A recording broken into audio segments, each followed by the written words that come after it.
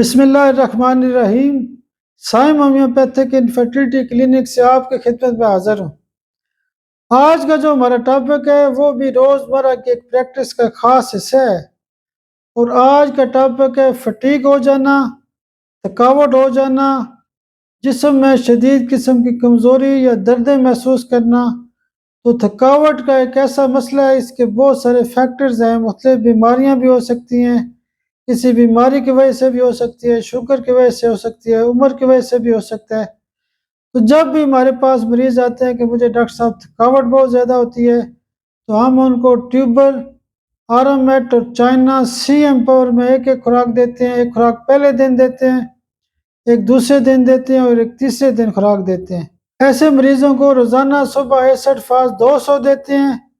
آرنیکا یا رسٹاکس 1 ایمپاور میں دن کو دیتے ہیں، آپ دونوں کو مکس کر کے بھی استعمال کر سکتے ہیں، اور لیسیتھینم 200 پاور میں روزانہ رات کو دیتے ہیں۔ اور تھکاوٹ والے مریضوں کو کالی فاس 6X میں یا 6C میں صبح دوپہر شام میں بھی استعمال کرتے ہیں۔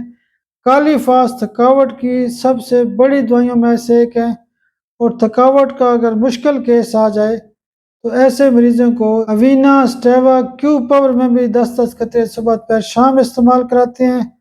اللہ پاک آپ کو صحت اور سلامتی دے۔ میرے لیے بھی خاص دعا کیا کریں۔ بہت شکریہ، بہت شکریہ، بہت شکریہ۔